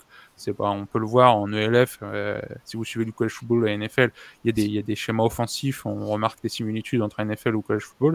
Et il dit, lui, ça dépend de toute façon, en fait, vu qu'il a joué dans plusieurs ligues, ça dépend de qui est le coach en place. Il y a des coachs avec des expériences NFL, ils vont mettre des playbooks NFL en place, c'est normal, hein, ils ont cet héritage-là. Il dit justement, les playbooks NFL sont des playbooks ultra complexes pour des gars comme lui qui ont fait des parcours classiques du QB américain, college football et tout. Il est plus à l'aise à encaisser un playbook complexe. Mais après, comme il dit, la défense, si on leur met ça aussi à apprendre, il n'y a pas de souci, ils vont apprendre un playbook complexe. Et donc, il dit, c'est peu importe ce qu'on va lui donner, ils vont le mettre en place. Et il y a des équipes qui vont avoir justement un style plus proche peut-être du background qu'aura le coach, quoi. Alors, je précise que je n'ai plus accès pour l'instant, et j'en suis désolé, mais au chat externe, donc s'il y a des questions, je ne les vois plus, j'en suis désolé. Je te dirai si on a. Voilà, juste pour préciser que pour l'instant, je n'ai plus accès. Une toute dernière question, Jason. Quel mot tu connais en français? So last question, and then you can go about your night. And sorry for that to take all that time. But, please don't be sorry, man. Don't be sorry. I enjoy this, man, and you guys are awesome. And I just appreciate it. Don't be sorry at all. Ok, donc je me suis excusé, mais en fait, il faut pas s'excuser selon lui. Il adore, il est en train de kiffer sa life là, clairement avec nous. Nous aussi. And we appreciate you. We are having a really good time with you. Et du coup, j'ai complètement oublié ce que je devais dire. Quel mot c'est bon en français. Les mots. Excuse-moi. What French word do you already know? Can you speak a little bit of French, Jaden? All right. Let's see. I've been practicing. Ça va? Ça va? Ça va? Ça va? No, I'm having a conversation with you. Here we go. Ça va très bien et toi? Très bien. Je m'appelle Zela et toi? Je m'appelle Wake. Tu as quel âge? Enchanté. Quel âge as-tu? Merci beaucoup. Quel âge as-tu, c'est pas encore ça, mais that's good. On dirait Wake. On dirait Wake qui apprend à ses élèves de troisième à parler allemand. Hey, I'm trying, man. I'm trying. Well done. That's a great start. That's a great start. C'est mieux que mon anglais. C'est mieux que mon anglais. And it's already better than Flav's English. Oh. Yeah, I'm telling you, he can't talk for shit, so don't worry about it. I'm still working on the numbers right now. Okay. Hey, I'm telling you, French is not an easy language to learn. I'm actually a German teacher, so I know things too about language, foreign languages. Du spreekt Deutsch. Ja, ich spreche Deutsch, ja. Ich spreche Deutsch. Du sprichst Deutsch. Sehr schön. Ein bisschen Deutsch. Ach so, sehr schön. On les a perdus, c'est bon. On est passé sur ProSieben là. Now it's a German podcast, let's go. Ah non, alors ne mettez jamais Wake avec des mecs de ProSieben. J'ai tenté à Valenciennes, le mec il est parti pendant toute la durée de l'ascenseur, il a blablaté en allemand avec, c'était horrible. Whenever I was living in Japan, they had me 2 hours a week have a Japanese sensei. And at the end of the year, I had to take a test to be able to say that I speak Japanese, and I passed. So I can speak Japanese pretty fluently. Oh, yeah, so great. On va faire pareil avec le français. Non, mais japonais, français, il aime quand c'est difficile, quoi. Yeah, we can have the same test at the end of the year if you want to. On viendra lui faire passer. I'm trying. I will say French out of German and Japanese. French is the easiest to learn, I think. I think so. I mean, you got to think, Japanese out of this world. German is just like out of this world to learn. French is a little bit more similar to English than I feel like those two are. So I think French isn't that bad. Yeah, you're entitled to your opinion. Let's just say that because I know that, in France, we have a hard time speaking correct French. Let's say that. A lot of people in France don't even speak good French, and can't even write good French. So French is a very hard language to learn. German is also, I'm not saying that German is easy, but German is very structured. Yes. It's you learn some, you practice some. It's the same thing over and over again. French, Rappelez-moi French. pourquoi j'ai commencé Yeah, I là-dessus. can see that. I can see that. But yeah, if you have it's easier for you to learn languages. You have actually maybe a talent to learn languages. That's good to go ahead and learn as much French as you can, because it would help you maybe to learn another language, maybe Spanish, Portuguese, Italian, everything. But yeah, if you have if it's easier for you, then go ahead and learn French, man. People love in France that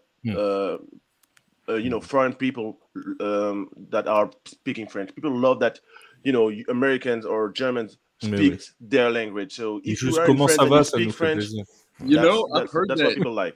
I've heard that, but I go to the bakery almost every morning, and I say, "Do croissant." And the lady's like, "How many croissants do you want?" I'm like, 2, please. Just one, please. I'm like, Just one, please. and she's like, "You're welcome." I'm like, I'm trying to learn, man. Yeah. Just one thing about the bakery. It's pain au chocolat and not chocolatine.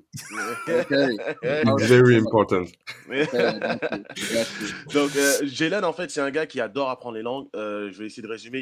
Quand il était au Japon, il avait en fait vraiment un professeur, ils appellent ça un sensei là-bas, qui lui apprenait le japonais. Et il a dû passer un test à la fin de l'année, une épreuve, même un examen à la fin de l'année pour voir s'il était capable de parler japonais. Et il a réussi à ce test. Donc, il adore vraiment apprendre les langues étrangères. Pour lui, c'est important.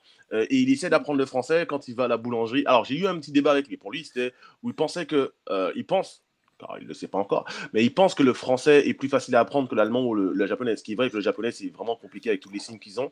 Le français, il trouve que pour l'instant, ça a l'air de ressembler un peu à l'anglais, etc. Donc, ça a l'air plus facile à apprendre. Plus que parfait du subjonctif, ça va être autre chose. Non, mais quand il va rentrer dans le... Après, je lui ai dit que voilà, quand il va voir que le français, c'est compliqué et que l'allemand, ce qui est bien, c'est que c'est une langue carrée, tu apprends quelque chose, tu la pratiques, c'est tout bêtement, mais il va apprendre le français et quand il va à la boulangerie, il essaie de commander, il essaie de parler français, il dit, bon, il le fait avec son accent américain, 2 croissants, il faut encore travailler l'accent, you gotta work on the accent. Mais non, and then it's gonna be better. Non, je suis pas d'accord avec toi. Non, je suis pas d'accord avec toi. C'est tellement beau d'avoir un Américain qui fait l'effort de parler en français, même avec son accent américain qu'on adore quand même. No, so like Flav is saying, it's always beautiful to hear an American speak French with this American accent. That's always beautiful, a beautiful thing. Et donc il va à la boulangerie, il dit que bon, 2 croissants avec son accent américain, et la boulangère lui répond tout de suite en anglais. Il dit bon, what do you want? En gros, tu veux quoi? Combien de croissants? Et donc il lui dit mais moi j'essaie d'apprendre le français, voilà. Donc non, c'est marrant. Il adore, je pense que voilà, ça reflète vraiment le plaisir qu'il a à être là et le plaisir qu'il a d'essayer d'apprendre notre langue. Alors on va remercier Jalen et nous on va juste parler un petit 10 minutes ensuite du match quand même du Rainfire, mais on va quand même remercier avant Jalen Anderson. Merci beaucoup d'avoir été avec nous et l'émission continue pendant les 10-15 prochaines minutes pour parler aussi de la suite de la saison des Mousquetaires. So thank you very much, Jalen, for your time. We're gonna go ahead and talk about the game, about 10-15 minutes about the game and the rest of the season of the Darius Musketeers. But thank you very, very much for your time. We really appreciate you for coming on this podcast today. We had a blast. Let's say that we had a blast with you, and it was awesome. So thank you very, very, very much for your time. Yep. Flav, Julian, Dangerous Russ, Wake, appreciate you guys. You guys mean a lot more to us and to the entire game of American football, to the Paris Musketeers. You mean a lot more than you probably can imagine. So for me, I truly appreciate you guys. And yeah, man, and until next time. Yeah, until next time. Thank you very much. Thank you a lot. Donc, il nous a dit au revoir. Au revoir, mon gars. Donc il nous a dit qu'il a vraiment apprécié être avec nous déjà, qu'il a passé un bon moment et qu'on n'imagine pas à quel point on est important pour le football américain en général et pour la franchise des Mousquetaires de Paris. Donc c'est vraiment, il nous remercie encore de l'avoir invité. En tout cas, un très très bon moment, et on espère, vous dans le chat ou vous qui écouterez ce podcast, que vous avez appris un petit peu à découvrir un peu plus Jalen Anderson, qui est vraiment pas pour l'avoir avec Wake et Steven et même Jus aussi, tu lui as peut-être déjà parlé, je sais plus. L'avoir côtoyé dans la vie, c'est vraiment quelqu'un d'extrêmement charmant et vraiment quelqu'un de très très sympathique. Donc si vous allez à Robert Bobin et que vous le croisez, n'hésitez pas à aller discuter, il sera ravi de discuter avec tous les fans de la franchise. Et encore une fois, on en parlait, mais c'est vrai que c'est un message qui revient sans arrêt, c'est tout le temps remercier en premier les fans qui se sont déplacés, la Red Company, etc., etc. Et c'est toujours apprécié et appréciable. On va quand même parler un petit peu du match, parce que du coup on a fait une spéciale Jalen pendant 1h15. On en a presque oublié que les Paris Musketeers avaient battu le Rainfire 31-7. Non, on l'a pas oublié en fait, hein, pas du tout. Non. On va résumer grosso modo le match. Un début de match très réussi, 17-0 au bout de seulement même pas 15 minutes. Derrière, on a eu un peu peur. Wade, toi qui étais au match, il y a eu ce deuxième quart-temps où quasiment on donne un touchdown au Rainfire. Hein. Il y a ce fumble de Jalen Anderson qui est récupéré. Derrière, beaucoup de pénalités pour brutalité non nécessaire, notamment, qui les amène tout proche de la end zone. Et juste après qu'il marque, il y a ce ballon perdu par Chris Wombo dans une mêlée pas possible de joueurs. Et là, on se dit que possiblement le match aurait pu tourner. Ouais, le début de match, moi qui étais tribune presse à côté de journalistes allemands, le début de match était... Oui, qui était tout seul, tout nu. Ah non, mais clairement, j'étais le seul dans la tribune à célébrer. Et quand on a marqué, je me suis levé. Après, j'ai quand même regardé autour de moi, au cas où s'il fallait éviter une bière ou deux. Une bière non, mais blague. D'ailleurs, en parlant des bières, autant nous l'année dernière, parce que le score avait été un peu compliqué pour nous l'année dernière. Du coup, à chaque fois qu'il marquait, tu sais, il y avait comment dire, il y avait des bières qui étaient offertes. Autant là, du coup, vu qu'ils n'ont pas mis beaucoup de points, je sais pas quand ils ont mis un touchdown, si du coup il y avait le même truc ou pas. Non, du tout, il y avait pas, cette année. C'est la Red Company qui a dû payer les bières à tous les Allemands. Donc, du coup, ça revient cher, ça. Mais non, le premier carton est très réussi. Après, il faut dire que du côté du Rainfire, il y avait quelques absents. Le centre, il est absent depuis le premier match face à Paris. Il s'est blessé lors du premier snap. Le kicker, Van Santen, est absent depuis la semaine dernière. Arlan Kofi, abonné absent aussi. Il est blessé. 3 receveurs absents. Du coup, même si... Donc, voilà, ce qui fait que le début de match du Rainfire est aussi compliqué. Hein. On voit justement ce snap qui passe au-dessus de Chad Jeffries et qui est récupéré par Digan. Non mais sur le snap qui permet sur le snap qui permet le touchdown, donc voilà, tu as ce snap là aussi qui aide. Donc déjà qu'offensivement le premier drive a été nickel, mais en plus quand tu enchaînes sur une erreur du Rainfire, voilà, ça aide. Donc tu te retrouves rapidement à 17-0. Après, tu as un peu de flottement parce que c'est aussi compliqué à gérer tout ça émotionnellement, hein, d'être autant en avance sur une équipe comme le Rainfire. Et donc, tu as un coup de moins bien, un peu de relâchement. Je ne sais pas trop comment l'expliquer. Donc, il fait qu'un peu de flottement dans le deuxième quart-temps. On va rappeler Jalen pour qu'il nous l'explique. Jalen. Et donc, ils ont marqué le touchdown qu'on leur a quasiment, comme tu l'as très bien expliqué, Flav, on leur a donné clairement le deuxième touchdown. Et donc, à ce moment-là, c'est vrai qu'il y a un peu de flottement. Les Allemands, en tout cas dans le stade, on sent que les Allemands se ressentent motivés. On voit qu'il y a un peu plus de ferveur. Et c'est là que notre défense, en fait, nous permet de rester dans le match. Parce qu'ils ont quand même réussi à avancer un petit peu. Et puis, plus ils avançaient, et puis à un moment, boum, ils tapent un mur. Et ce mur s'appelle notre défense, tout bêtement. Et ils ont pas réussi à concrétiser. Il y a eu... Franchement, ils avaient la possibilité sur ce dernier drive, ou cet avant-dernier drive avant la mi-temps, de marquer, et ils n'ont pas réussi. Ils ont tenté, ils ont pas tenté la quatrième tentative, mais ils sont arrivés dans nos 40 yards, et puis ils ont bloqué la défense et la tenue. Ils ont quatrième tentative, ils nous ont redonné le ballon deep dans notre moitié de terrain, avec un peu plus d'une minute avant la fin de la mi-temps. Mais ouais, en fait, notre défense nous a permis de rester dans le match et de les bloquer. Et après, une fois que le troisième quart-temps est arrivé, on a montré qu'on était supérieur. Il y a Stéphane qui demande si on peut savoir le nombre de yards de pénalité sur le match. Oui, c'est 9 pénalités pour 72 yards. Voilà, 72 yards. Oui, et d'autres 3000, tu as raté de Jalen. Pourtant, on l'a gardé que 20 minutes, en fait. Oui. Une heure de plus, ça rajoute. C'était pas loin du bon horaire, tu vois. C'était pas très très loin. Excuse-moi. Oui, vas-y. Non, excuse-moi. C'était juste pour rebondir sur la perte de balle de Chris Wombo. Il est down by contact, de toute façon. Il a le genou au sol, j'en suis Non, mais de toute façon, lui convaincu. aussi, il se l'a fait arracher. Enfin, c'est la Non, mais mêlée. Il y a eu il a plusieurs arraché, mêlées, de toute à un moment façon. donné, quand t'avances plus, c'est pareil, je comprends pas pourquoi les arbitres sifflent pas, quoi. Et moi, je suis convaincu qu'il a le genou au sol. Quand tu vois le replay, au moment où le mec lui arrache le ballon, il a le genou au sol. Mais bon, peu Mais importe. t'inquiète, les commentateurs Ah se oui. posent la même question parce que sur plusieurs matchs, ils se demandent si les refs sifflent bien, tu sais, les forward progress, Ouais, les ouais. stops défensifs, et je le remarque Parce que, aussi, c'est ok, que sur après, plusieurs ça matchs avance cette saison, encore. il y a des problèmes un peu à ce niveau-là. dans Ouais, parce que, l'arbitrage. ok, après, ça réavance. Et bon, là, on a la même analyse comme quoi il était down et qu'il se fait tirer le ballon. Mais avant que ça re-avance, il y a vraiment allez, au moins 2 secondes où ça n'avance plus. Donc là, c'est fini, quoi. Et ils ont refait un coup de notre groupé pénétrant, de notre maul version Surge, en un peu moins réussi, mais quand même, Ouais. ils l'ont refait sur une dizaine de yards en deuxième mi-temps aussi. Il y a un moment où ils étaient 3 ou 4 à recommencer. Ça va devenir une marque de fabrique des mousquetaires, le groupé pénétrant des Parisiens. J'ai une petite stat pour vous, les amis. On a mis 31 points du côté du côté du Rainfire. On a mis 31 points. La dernière équipe à avoir marqué plus de 25 points au Rainfire, à Duisbourg, c'était... Madrid. Non, Non, mais c'était Non. chez eux. c'était les Paris Musketeers en 2023, quand on a perdu 58-28. Depuis, aucune équipe n'avait marqué plus de 25 points à Duisbourg. Et on a donc été les seuls en Et je 3 crois que ans. c'est leur quasiment. première défaite à domicile depuis la saison 2022. Bah, il y a eu Je Vienne trouve la ça. semaine dernière.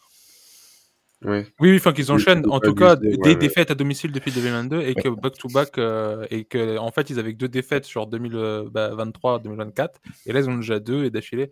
Donc, c'est une toute autre équipe, hein. Là, Jim Tomsula, leur head coach, n'est toujours pas là. Ils ont perdu 2 MVP. Il y a beaucoup de mecs là qui sont absents. C'est rien pour enlever justement au mérite de la victoire parce que ce qui a Non, été parce que fait sur les 3 premiers matchs a été, comme l'a dit Jalen, ça s'est concrétisé. On est quasiment sur un genre de match référence pour l'attaque et la défense sur cette performance contre le Rainfire. Et tant mieux qu'on prenne cette victoire-là. C'est début de saison avec un gros calendrier. Rainfire, en plus, tu vois, eux, ils ont eu une bye week avant Vienne et après ils jouaient Vienne-Paris. Ils savaient qu'ils jouaient 2 grosses défenses. C'était un match à prendre et on a fait aussi de bonnes. On a bien progressé en attaque là. Il y a eu vraiment de tout, quoi. oui, parce Et que du côté oh, Fire, attention vas-y. aussi, parce que là, ils vont jouer à Hambourg. Bon, je pense qu'ils Ils sont ont quand un même calendrier compliqué aussi. au-dessus d'Hambourg, mais Hambourg, moi, ce week-end, je les ai trouvés vraiment pas mal. Ok, c'était le Thunder, mais quand même. Enfin, attendons de Steph, voir. hein. Ça peut être un bon test pour Hambourg. Ils- Et après, ils rejouent les Vikes. Ah bah, de toute façon, et ils doivent jouer encore 2 fois le Nordic Storm. Ouais. C'est vrai. Ouais, mais c'est pour ça qu'attention Fire, attention le Fire. Il y a un monde dans lequel ils seront à 4 ou 5 défaites, hein, le Ah, bah, Rainfire, hein. facile, ouais. Et quand tu vois les autres potentiels deuxièmes, il y en aura d'autres qui seront à 4 ou 5 défaites. C'est pour ça qu'avec 2 victoires, 2 défaites et 2 fois jouer les Vikings, à la rigueur, Paris pourrait même se permettre de perdre 2 fois contre les Vikings, puisque ça nous mettra à 4. Et maintenant, on a le tiebreaker sur le Rainfire aussi. S'il y a une égalité à 2, eh ben on sera devant avec le match aller-retour. Donc il y a aussi tout ça qui est important. Bon, après, de toute façon, on n'a pas besoin de ça puisque les Vikings vont nous servir de marchepied, mais le reste. Ouais, il est moins sûr, tu vois. Alors, on va faire le petit moment. Ils avaient raison. Wake et Edo 3000 avaient raison. Voilà. Comme ça, on l'aura dit. Ouais, Tu non, refais- voilà. Non, voilà, clairement, j'ai besoin de fanfaronner un peu là. Vas-y, fanfaronne. Notamment. Et Edo dans le chat, vas-y, fanfaronne. Ouais, fanfaronnant. Non, clairement, je l'avais dit. Après, je vais pas faire le mec Oui, qui a la bah, science tu le fais infuse. quand même. Non, mais j'ai pas la science infuse. Je me trompe, ça m'arrive rarement, mais ça m'arrive. Une attaque, encore une fois, je l'avais pris l'analogie pour ceux qui suivent bien des Black Panthers. Ben, c'est pareil. Une attaque, ça met du temps à se mettre en place. Surtout une attaque compliquée, comme nous a expliqué avec l'excellente question de Julien, qui nous demandait comment on peut comparer le playbook, etc., par rapport à d'autres ligues. Et voilà, le playbook est compliqué. Il est toujours compliqué. Il y a pas mal de détails dedans et il faut assimiler. Faut assimiler tout ça. Et donc, ça prend du temps et ça se fait pas naturellement. Donc, j'avais dit d'attendre, d'être patient. Le mec, il a du talent. On le sait qu'il a du talent. Il a un pédigré. Il l'a montré auparavant qu'il savait ce qu'il faisait sur un terrain de foot. C'est parce qu'il a été en difficulté lors des 3 premières semaines d'un coup, il n'est pas arrivé à Paris, il n'est pas devenu d'un coup mauvais en fait. Voilà, il faut garder en perspective qu'il avait un nouveau coaching staff, de nouveaux joueurs, une nouvelle ville, un nouveau pays, un nouveau plein de choses en fait. Tu avais dit 1 minute, ça fait 3. Mon cher Steven doit nous quitter, donc on va le laisser partir et puis on va continuer juste à discuter 5 minutes. Juste rappelle-nous ton actualité carte. Toujours tous les matchs bien sûr avec la Red Company. Et puis en direct sur Vogt et sur Instagram, Dangerous Cards. J'ai un gros live là qui va bientôt arriver, normalement peut-être fin de semaine prochaine ou semaine fin de semaine ou semaine d'après, avec un gros live et pas mal de très très belles cartes. Donc n'hésitez pas à me suivre sur Insta. Voilà, et on salue bien évidemment toute la Red Company et tous les copains de la Red Company qui ont fait le déplacement à Duisbourg. Merci mon Steven d'avoir été les gars, avec nous. Bonne suite de soirée. Juste une dernière question les amis, Wake et Ju, qu'est-ce qui vous impressionne le plus dans cette victoire contre le Rainfire? L'attaque à 31 points ou la défense à 7 points? Vas-y Ju. Là l'attaque, parce que quand même il y avait de quoi... Avec l'absence d'Aaron Coffey, déjà, c'est plus facile, je pense, pour la défense. Mais après, les conditions ont quand même fait qu'il y avait des trucs à défendre. Mais non, l'attaque, parce que là, ça clique. Tout ce qui a marché dans le 4e quart-temps de Francfort, on l'a revu. Et là, le jeu au sol avec Nico Kandar, même Anderson, tu as vu les courses qu'il nous a fait. Et puis, savoir aussi, comme il a dit, profiter des bonnes positions. Là, la special team a fait des bons trucs. Sur le premier drive offensif de Paris, le chrono ne s'arrête jamais. Ouais, le punning drive est très bien. Déjà là, ça t'annonce la couleur. Là, tu te dis, oula, c'est bizarre un peu, Rainfire rentre pas dans ce match. Et c'est là où justement, pour eux, la saison va être longue s'ils n'ont pas Tom Sula. C'est un coach qui remet l'équipe en place. En sideline, il y a une énergie. Là, il y a complètement un truc qui manque pour le Rainfire. Même les fans, je lisais des avis de fans, ils disent ça va être la gueule de bois après le back-to-back un peu si ça continue comme ça quoi pour eux. Mais pour nous l'avantage c'est que justement au moins on aura fait notre bonne performance offensive et puis là on l'a vu, on t'envoie des touchdowns encore sur Hugo, il y a Shea Kuso aussi qui en met un, il y en a un pour Florian. Austin est sorti un peu blessé, non? Austin Mitchell, ouais, il est blessé sur un punt et il fait pas la deuxième mi-temps. Mais justement, t'as Mangou, il fait un peu plus de snaps dans la deuxième. Il n'y a pas encore de grosses connexions avec Mangou, mais tu sens que ça va venir, hein, parce qu'il tente des troisièmes et longues et ça passe à rien. Et on sait qu'à chaque fois que tu vois, il y a Mangou, il est sur un jeu comme ça. Il y a beaucoup de monde aussi qui le défend. Et à mon avis, il va avoir des cibles. Là, il y a une superbe action, encore une fois, avec Kevin Mwamba. Enfin, là, on sait qu'on a la profondeur de l'effectif qui permet il se fait plaisir, il envoie le ballon à qui il veut et on voit tout de suite que offensivement, il y a quelque chose de différent qui s'est débloqué sur ce match-là, quoi. Ouais, je suis d'accord avec Jules 100%. L'attaque a été plus impressionnante. C'est l'attaque qui m'a le plus impressionné. C'est pas forcément qu'elle a été plus impressionnante que la défense, parce que la défense, elle a encore été une fois à un niveau exceptionnel. Je vais rappeler 10 plaquages pour Kadelching, 9 pour Digan Jomis, 8 pour Suleiman Charamoko, l'interception d'Amir Kilani, bref. Oui. Non, en fait, c'est ça. La défense, en vrai, on a donné 7 points au Rainfire. En vrai, de vrai, ils auraient très bien pu terminer à 0. Ouais, c'est vrai que sur ce drive-là, s'ils ne mettent pas, ils sont à 0. Hein. Clairement, ils doivent finir à 0. Et je pense que même commençant à connaître un petit peu les joueurs de cette défense, je pense qu'ils ont même dégoûté d'avoir permis 7 points à cette attaque du Rainfire et qu'ils auraient voulu faire un deuxième shutout après celui du Surge. Imagine un shutout du Surge et du Rainfire dans la même saison à 2 semaines d'intervalle. C'est juste énormissime. Mais oui, pour en revenir sur l'attaque, faire ce qu'ils ont fait face à une telle défense qui, malgré tout, pour le coup, la défense n'avait pas d'absent. À part ça reste une bonne défense. Hein. À part Fabien Simmons qui sort un petit peu blessé, je crois, dans le 3e quart-temps. Mais bon, t'as les Anderson, le match qu'ils ont fait contre les Vikings, c'est un match ultra défensif. Hein, c'est 12-7 contre les Vikings. Hein, c'est ça, c'est que les Vikings en mettent que 12 des points. Paris en met 31. Quoi. C'est ça. Et dans des conditions plus compliquées. Là, il y avait de la pluie. Pour avoir été pour le tout, présent sur place, la première mi-temps est horrible. Il pleut énormément. Deuxième mi-temps, ça va mieux. Mais en plus, en première mi-temps, ça pleut par à coup. Donc, il se met à pleuvoir. Allez, 10-15 minutes. Ça s'arrête pendant 2-3 minutes. Et puis, ça se remet à pleuvoir. Enfin, ça a été ça toute la première mi-temps. fin de match, ça a été mieux, mais les conditions n'étaient pas idéales. Et malgré tout, on a imposé notre volonté, notre will, comme on dit en anglais. Et gros, je tiens à le préciser parce que maintenant je peux le dire, gros big up à la ligne offensive qui a fait un excellent match. Julien, c'est toi qui est le mec des stats ici, hein. Mais je crois qu'on n'a pas autorisé un seul sac pendant le match, ou si c'est peut-être un, mais si ça a été... J'ai les stats aussi devant les yeux. Et en tout cas, la ligne offensive, elle a fait un très bon boulot. Donc, je tiens à le préciser. Alors, est-ce que je me suis pris un coup de pression par certains joueurs de la ligne offensive? Oui. non, je rigole, mais ils ont été tout simplement très 2 sacs autorisés, 6 yards. Alors, voilà, il faut voir les sacs en plus. Il y a sac et sac. Hein. Je crois qu'il y a un ballon qui est mal snappé, etc. Donc, il faut essayer de... Il y a un peu de cafouillage, mais bon, 2 sacs face à une telle défense, Jalen, il a été tranquille quasiment tout le match. Oui, il a une bonne poche. Hein. Et puis, les jeux de course, on voit Nicolas Kandar qui fait un excellent match. Zumbo qui a aussi Kandar, ça y est, il est parti. Hein. Pu trouver quelques failles. On voit même 100K en fin de match. Ouais, la course de 100K. Qui fait 60 yards de 100 et qui se fait manger à quelques yards de la end zone. 100K la prochaine fois, pas vite. J'adore comment il court, on dirait Derrick Henry, c'est un peu le style. je vais tout droit, je m'arrête pas, essayer de me rattraper. C'est le petit bonhomme en pain d'épices. En fait.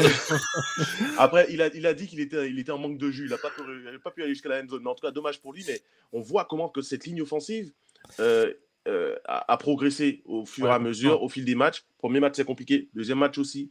Contre Francfort, déjà, c'était beaucoup mieux en deuxième mi-temps, notamment dans la fin du troisième et quatrième quart-temps. Et là, elle a été juste très bonne. Donc, je tenais à le préciser. Gros travail de la ligne offensive. Et même des joueurs. C'est ce qu'a dit Jalen. Il a été pareil. C'est de très bons troisième, quatrième quart-temps à Francfort. Là, tu fais un gros match. Il a dit, là, la O-line, c'est la bye week, mais elle s'entraîne.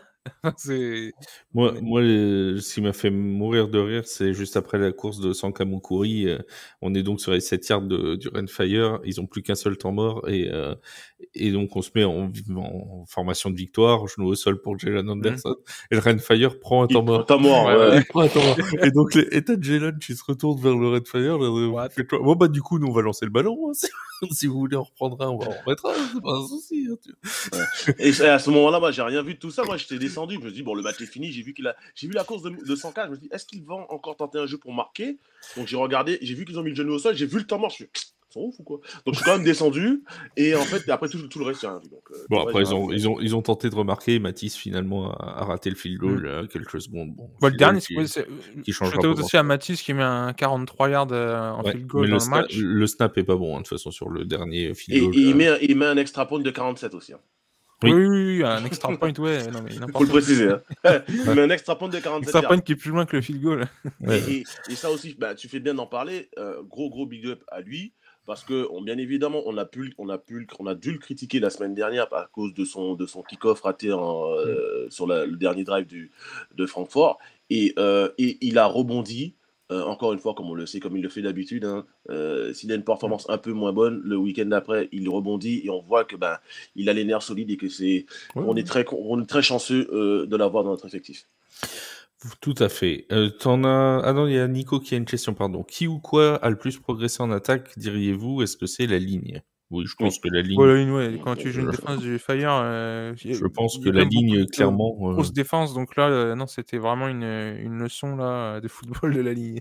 T'as donné quoi à Duisbourg, l'ambiance avec les fans du Fire, mon Wake, toi qui au top, ils sont géniaux. On est arrivé au tailgate, il pleuvait. Alors, vraiment mauvais temps quand on est arrivé. Hein. Il pleuvait et pourtant... t'as ramené le mauvais temps de Cambrai. Ça doit être ça. Oui, hein, c'est ça de passer dans le Nord. Mais ouais, on est arrivé super ambiance, c'était génialissime. Les Allemands savent faire la fête, mais ça je le savais déjà, mais ils savent faire la fête, ils adorent leur équipe de foot américain, ils adorent leur Rheinfire. Après ils sont à Duisbourg, et pour ceux qui ne le savent pas, et je sais que pas grand monde le sait, Duisbourg c'est moche. Même le département, la région de la Ruhr et de la NRW de Nordrhein-Westfalen est très très moche en Allemagne. Il n'y a pas grand chose à faire, c'est dans cette région industrielle. Donc ils se font chier en fait, tout simplement, on va pas se mentir. Donc ils ont que le foot, et donc quand il y a des matchs de foot, ils sont très contents d'aller les regarder. C'est bien, très bien. C'est sur cette belle carte postale de la région qu'on va poursuivre. On n'ira pas. Ah bah on a envie d'y aller maintenant, c'est sûr que là, on a bien envie Par d'y contre, aller. on s'est trouvé un kebab après le match, les gars de la Red Company, ils peuvent vous dire, il était excellentissime. De toute façon, les döners et les kebabs en Allemagne sont 1000 fois meilleurs qu'en France. Bien, et quand il s'agit de nourriture, on sait que le guide Wake est toujours pas loin de l'affaire. Qu'est-ce que je voulais dire? Oui, la semaine prochaine, c'est une bye week. Et oui, nous ne jouerons pas la semaine prochaine. Prochain rendez-vous, c'est contre le Galaxy de Francfort le 22 juin. À 16h30 d'ailleurs, l'horaire du match a changé. C'était prévu 13h, c'est 16h30 du coup, ou 16h25. Enfin bon, Oui, ça c'est un peu après 16h. Donc voilà, il faut quand même le préciser. N'hésitez pas à prendre vos places pour le stade Robert Bobin. Juste un dernier mot là-dessus. Est-ce que pour vous la bye week va servir Paris pour encore progresser, avoir encore du temps pour apprendre à se connaître, notamment en attaque, etc., etc. Ou est-ce que ça risque de casser l'élan? Non, je pense qu'à mon avis, justement, c'est une bye week, vu leur calendrier qui tombe bien. Tu vois, je parlais justement que ça casse l'élan, côté Rainfire, en plus avec les autres facteurs, eux, qu'ils ont. Mais pour nous, non, je pense que justement, en plus, là, tu as eu Mitchell qui était blessé, tu veux récupérer Anthony là pour la suite de la saison. Mangou, parce qu'il y a aussi Anthony Dablé là qui s'entraîne et donc qui va peut-être potentiellement bientôt aussi jouer. Non, il y a beaucoup de trucs qui ont cliqué là sur ce match-là et bon, c'est pas inintéressant de prendre une bye là et puis d'être tranquille après pour les prochains matchs. Là, la prochaine, ça sera en semaine 12 quand toute la ligue est au repos. Donc non, moi je trouve que elle tombe bien. Ouais, moi je trouve qu'elle tombe bien. Je pense que les organismes ils en avaient besoin aussi parce que tu sors depuis, pour certains, pour les joueurs français, imaginez-vous qu'ils s'entraînent ensemble depuis fin février plutôt. Et les Américains, ben, enfin, les enfants en tout cas depuis mi-avril. Donc ils mangent du football depuis plusieurs mois déjà. Et ensuite, il y a eu les 4 premiers matchs, pas forcément simples, contre 4 des meilleures équipes de la Ligue. Ouais. Donc la bye week, même si elle vient après en tout cas une excellente performance offensive, enfin une excellente performance tout court d'ailleurs, elle va faire du bien aux organismes et va permettre aux gars de souffler un peu et de revenir plus motivés que jamais. De toute façon, le match aller fait qu'ils seront ultra motivés pour manger du Galaxy le 22 juin à Bondoufle. Ouais, ça c'est certain qu'à mon avis il va y avoir de la revanche dans l'air du côté de Bondoufle et on a en plus un pointavrage particulier à reprendre aussi puisque c'est un adversaire de division et ça pourrait coûter très très cher à la fin de la saison pour les playoffs. On essaiera de faire un live la semaine prochaine, lundi prochain, pour revenir sur tous les débuts de saison, les moments forts, les moments faibles des Paris Musketeers et puis parler un petit peu de ce qui se passe ailleurs dans la ligue parce qu'on aura notamment un match, je crois que Francfort est contre le Nordic Storm en week 5. Ouais, Voilà, et le Nordic, ouais. on aura quelques quelques match-up intéressants la semaine prochaine, donc on pourra parler un petit peu de ce qui se passe ailleurs dans la ligue. On va vous trouver un petit invité pour venir parler de tout ça, vous inquiétez pas. On va concocter ça. Edo Manette va nous trouver ça, il y a pas de souci, je lui fais toute confiance. On vous dit à tous un grand merci d'avoir été avec nous pendant cette émission, pendant ce live ou pendant ce podcast. Si vous nous écoutez, encore un grand merci à Jalen Anderson d'être passé longuement avec nous et on se dit donc à la semaine prochaine pour parler de LF et de Paris Musketeers. Oui. Excuse-moi de couper dans ton outro, mais je tenais à préciser que j'ai eu de nouvelles informations concernant la polémique qu'on a eue un petit peu la semaine dernière et ce temps mort. Ah oui. J'ai dit et j'étais le premier à le dire et je prends l'entière responsabilité d'avoir dit que Karchi Money avait décidé de prendre le temps mort, qu'il avait outrepassé entre guillemets le head coach pour prendre le temps mort à 20 secondes de la fin du match, à 20 secondes de la fin du match exactement, quand Jalen se fait plaquer sur les 1 yard.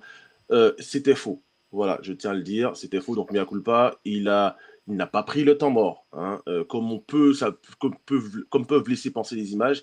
Ce qui m'a été dit en tout cas, c'est qu'il y a eu un petit couac au niveau de la communication entre coachs.